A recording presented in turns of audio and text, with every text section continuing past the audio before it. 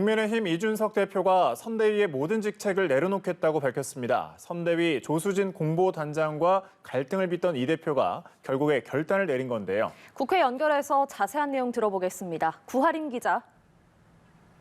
네, 국민의힘 이준석 대표는 국회에서 기자회견을 열고 선대위 내 모든 직책을 내려놓겠다고 밝혔습니다.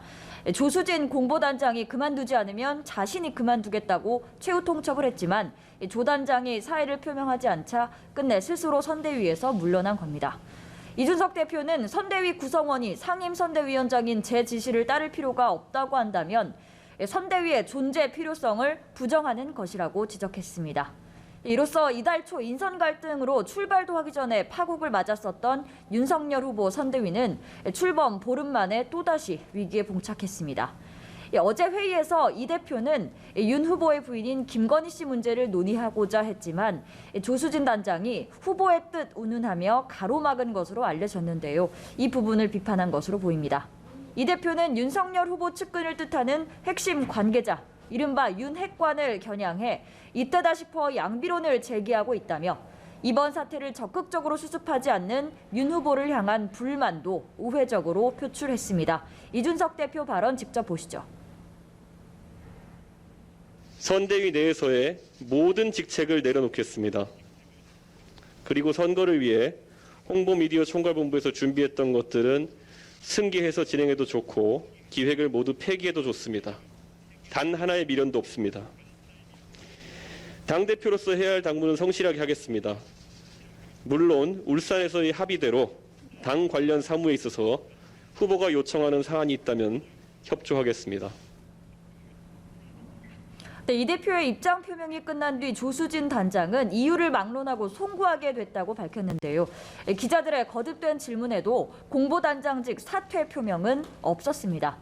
당대표실에서 이 대표를 기다리고 있던 조 단장은 이 대표가 여러 생각을 다시 하고 많이 살펴주었으면 좋겠다고 덧붙였습니다. 네, 대선 주자들 움직임도 살펴보겠습니다. 더불어민주당 이재명 대선 후보는 정의란 무엇인가의 저자 마이클 샌델 교수와 화상대담을 가졌고 국민의힘 윤석열 대선 후보는 코로나19 극복을 위한 비상대책회의를 열었다고요? 네, 그렇습니다. 우선 이재명 후보는 오전 마이클 샌델 교수와 화상대담을 가졌습니다. 정의란 무엇인가로 세계적으로 유명한 샌델 교수와 함께 어떻게 공정의 날개로 비상할 것인가라는 주제로 대화를 했습니다. 이재명 후보는 소수에게 자원과 역량이 편중되는 점을 지적하면서 힘든 곳은 더 많이 배려하는 게 정치의 역할이라고 강조했습니다.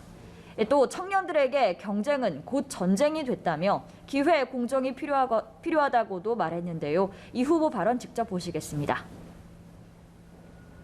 저성장에 빠지게 된 근본적인 이유는 우리가 가지고 있는 자원과 역량들이 특정 소수에게 지나치게 편중되고 또 필요한 사람들은 그 자원과 기회를 누리지 못하니까 결국 의욕을 잃고 자원은 비효율적으로 사용되더라. 엄청난 많은 자본, 정말 높은 교육 수준, 충분한 인프라 이런 것들을 갖추고 있는데도 불구하고 성장이 정체되고.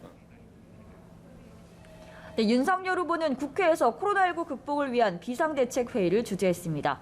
정부가 제대로 된 대비 없이 위드 코로나를 밀어붙였다고 지적한 윤석열 후보는 대통령의 오판이 부른 참사라고 말했습니다. 또 중증 악화 사례가 늘고 있다며 의료체계 재정비 등 특단의 대책이 필요하다고 말했습니다. 윤석열 후보의 발언도 직접 보시죠.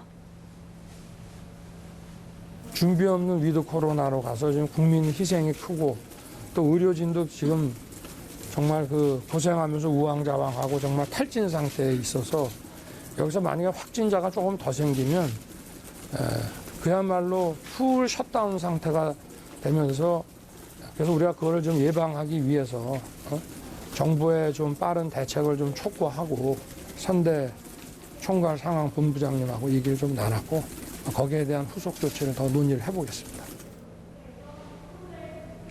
네, 윤석열 후보는 오후에는 한국과학기술단체 총연합회와의 간담회에 참석했는데요. 과거의 치료 내역과 의료시설 상황이 데이터가 되어 플랫폼화됐다면 코로나 상황에 대한 정부의 예측에도 도움이 됐을 것이라며 과학기술에 보다 많은 관심을 기울여야 한다고 말했습니다. 지금까지 국회에서 전해드렸습니다.